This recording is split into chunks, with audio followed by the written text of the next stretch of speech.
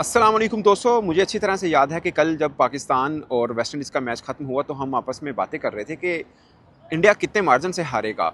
हो सकता है इनिंग की हार उनका मुकद्दर बने, मगर जिस तरह से टीम इंडिया ने आज फाइट बैक की और ख़ासकर वाशिंगटन सुंदर और जडेजा ने, उनकी फाइट बैक के पीछे एक कंट्रोवर्सी जनरेट हो गई। एक्चुअली में वाशिंगटन सुंदर के 20 रन पड़े थे सेंचुरी करने में और उनके 11 पड़े थे जडेजा के। जब बेन स्टोक ने ऑफ़र किया कि मतलब 15 ओवर बाकी हैं और मैच का शायद रिजल्ट नहीं आ पाएगा तो उसको यहीं पे ड्रॉ पे ख़त्म करते हैं, मगर भारतीय बल्लेबाजों ने इनकार कर दिया, जिस पर शुभमन गिल ने बताया कि हम चाह रहे थे कि ये दोनों इतनी अच्छी फाइट बैक किए तो उनको 100 करना चाहिए। अब आप अगर इंग्लिश क्रिकेट फ़ैन हैं तो आपको लगेगा कि यार ये पर्सनल माइलस्टोन क्या होता है, फजूल चीज़ है। अगर आप इंडियन क्रिकेट फ़ैन हैं तो आपको लगेगा कि नहीं ठीक है, उन्होंने हमें एक बुरी हार से बचाया तो उनको 100 तो बनता है ना, एक खाते में लिखा जाएगा 100 किया, बल्कि ये लिखा जाएगा कि दोनों ने 100 करके टीम इंडिया को बचाया। तो ये दो तरह के हैं। बट अगर आप न्यूट्रल क्रिकेट फ़ैन हैं या क्रिकेट जर्नलिस्ट हैं, मतलब मेरी अपनी टीम खड़ी होती उस वक्त, वहाँ पे कोई भी दो पाकिस्तान के बल्लेबाज खड़े होते और इस सिचुएशन पे होता, तो मैं तो ये चाहता कि वो दोनों 100 करते। ऑनेस्टली स्पीकिंग, लाइक आपका फ़हीम अशरफ खड़ा हो, आपका वहाँ पे नवाज़ खड़ा हो, वट एवर जो भी आप लगा लें, ऑलराउंडर खड़े हों और इतनी ज़बरदस्त फाइट बैक की हो, तो आप चाहेंगे कि यार 100 हो जाए। उसके बाद मैच ख़त्म होता है, दोनों का 100 हो जाता है, मैच ड्रॉ हो जाता है। बेन स्टोक आते हैं। अब ये दोबारा से वीडियो में तरतीब देख लीजिएगा, सबसे पहले में खड़े होते हैं अंपायर, फिर होता है वाशिंगटन सुंदर, फिर बेन डकिट खड़े होते हैं और आखिर में खड़े होते हैं जडेजा। यूँ तरतीब से आ रहे होते हैं और बेन स्टोक आते हैं, वो पहले अंपायर से सलाम लेते हैं, फिर स्किप करते हैं वाशिंगटन सुंदर को, बेन डकिट से सलाम लेते हैं और फिर जडेजा से सलाम लिए बगैर बल्कि वहीं से वापस हो जाते हैं। फिर बाद में जडेजा और दोनों के बीच में तल्ख जुल्मों का लगता है कि कोई एनिमेटेड टॉक हुई है दोनों के बीच में। अब क्या हुई है no one knows, but handshake नहीं हुआ। तो उसको लेके काफ़ी बातचीत हुई। बट एज ए जर्नलिस्ट मुझे लगता है कि ये बहुत ही एक यादगार टेस्ट मैच था जिसका रिजल्ट नहीं आया, मगर बहुत यादगार रहा। बेन स्टोक के लिए भी रहा। उन्होंने ज़बरदस्त बॉलिंग की, ज़बरदस्त बैटिंग की है।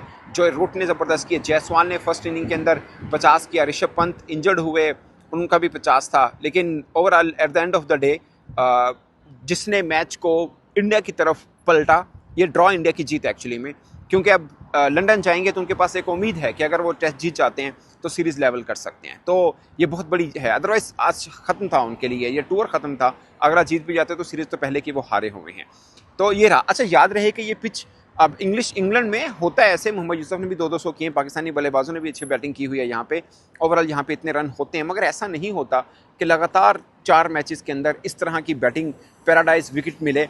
उसकी एक वजह ये भी हो सकती है कि शायद इंग्लिश टीम ये समझती हो कि इंडिया के बॉलिंग अटैक, खासकर जिसमें बुमराह हो, वो ज़्यादा तीखा है और ऐसे में उनको बाउंसी ट्रैक देना या सीमिंग कंडीशन देना शायद खुद इंग्लैंड के लिए महंगा ना हो, क्योंकि बेसबॉल क्रिकेट खेलते हैं, ज़रा तेज़ क्रिकेट खेलने की अगरचे इस सीरीज़ में उस तरह से नज़र नहीं आई है। बट मुझे लगता है बज़ाहिर कि शायद ये पिच हो, मतलब पाकिस्तान टीम आएगी, आई डोंट थिंक सो कि वो ये वाली पिचेस पाकिस्तान टीम को देंगे, क्योंकि पाकिस्तानी बल्लेबाज ऑलरेडी थोड़ी सीमिंग कंडीशन में स्ट्रगल करते हैं। इंडियन बैटर्स भी करते हैं, मगर टेक्निकली शायद वो पाकिस्तानी बैटर से थोड़ा बेहतर हैं। बट एक देखना होगा कि मोहम्मद अब्बास और खुरम शहजाद उस अटैक के साथ इंग्लैंड पाकिस्तान के खिलाफ भी ये जुआ करे कि हमें कि सीमिंग कंडीशन की pitch they they. I don't think so कि हमें भी शायद मतलब इतनी बैटिंग ट्रैक भी नहीं होगा, थोड़ा पाकिस्तानी बल्लेबाजों के लिए स्ट्रगल होगा। अगर हुआ भी तो हमें मतलब बीइंग जर्नलिस्ट मुझे लगता है कि हमारे बल्लेबाज शायद इतनी बड़ी बड़ी इनिंग ना खेल पाएँ, और ये भी होगा कि हमारे बॉलर भी इतने निकम्मे नहीं है कि इतनी बड़ी इनिंग उनको खेलने दें। ये भी एक ख़ास बात है। जो मतलब मैं खुद मानता हूँ कि Bumrah is a world class bowler, मगर उनके टेस्ट करियर में पहली दफ़ा उनको 100 हुआ है उनके टेस्ट करियर में। इससे पहले 99 मेंबर में किया हुआ था उनके खिलाफ, तो उनका पूरा डेकोरेटेड एक करियर है, मगर इस टेस्ट के अंदर वो उनका जादू भी खास नहीं चला। खुद इंग्लिश का भी आप देख लें, क्रिस वॉक्स ने 23 ओवर किए, 2 विकेट मिली हैं। आर्चर ने 23 ओवर में 78 रन दिए, सिर्फ 3 रन किए, 3.39 की इकॉनमी से 1 विकेट मिली है। और Brendon Carse, Liam Dawson, Joe Root, Harry Brook ने तो बस 100 कराने के चक्कर में ओवर किए। 3 ओवर में 24 रन बने, कोई विकेट, कोई मेडल नहीं है। ओवरऑल मतलब 3 बॉलर हैं जिनको विकेट मिली। 425 पर सिर्फ 4 आउट हैं। 143 143 ओवर्स किए हैं इंग्लिश बॉलर्स ने। तो एक जिसे बोलते हैं ना, एक स्पाइस उठा है, और आई होप के लंदन तक इसकी हिट पहुंचेगी और वो 5 दिन जो होंगे वो भी ज़बरदस्त किस्म के होंगे। मुझे जो वेदर लग रहा है लंदन का, आई होप कि वहाँ बारिश ना हो, बट लंदन में ऐसे ही होता है कि वक्फे वक्फे से कभी बारिश होती है कभी नहीं होती है। बट क्रिकेट के हवाले से एक खूबसूरत ग्राउंड है, खूबसूरत इन्वायरमेंट है, और फिर लंदन है। और सबसे खास पॉइंट कि जिस तरह की गर्मा गर्मी इंडिया और इंग्लिश खिलाड़ियों के बीच में हुई है, इस मैदान में कुछ खास देखने को ज़रूर मिलेगा। ओवरऑल ये पूरी सीरीज़ देखें, धमाकेदार किस्म की हुई है, आपस में चपकलिस रही, शरारतें रहीं, और इसी वजह से ये सीरीज़, एक तो दो कॉम्पिटिटिव टीमें खेल रही हैं बराबर कि, मैं नहीं कहूँगा इंग्लैंड टीम ज़ाहिर है बर्तरी लिए चल रही है, मगर इंडियन टीम ने भी ठीक ठाक किस्म का फाइट बैक किया। इससे पहले हमने बॉर्डर गावस्कर सीरीज़ में देखा, वहाँ पर भी ऑस्ट्रेलिया जीता ज़रूर, इंडिया सिर्फ एक ही मैच जीत पाया, एक को ड्रॉ कर पाया, मगर वहाँ पे भी ठीक ठाक किस्म के तल्ख जुमलों का तबादला भी होता रहा, और ये बेहतर है। बहुत से लोगों को लगेगा यार ये क्या है, जेंटलमैन स्पोर्ट्स है, बला बला, पर मुझे लगता है कि ये तल्ख जुमलों का जो तबादला होता है वो ज़रूरी होता है, क्योंकि वैसे तो फैंस आपस में कर रहे होते हैं ना गर्मा गर्मी, बट जब क्रिकेटर्स के बीच में होती है तो उनके आपस में भी एक मुकाबला रहता है,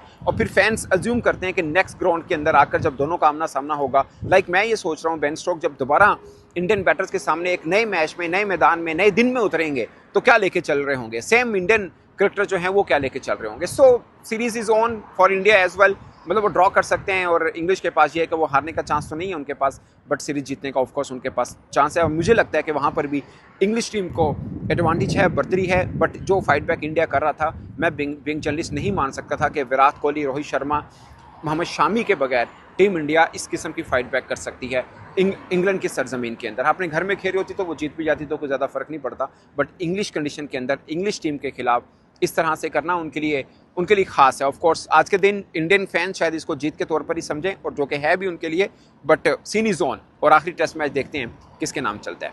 अपनी राय दोस्तों कमेंट के सूत्र में जरूर आएगा। मेरी तरफ से इतना ही, इजाज़त दीजिए, अल्लाह हाफिज़।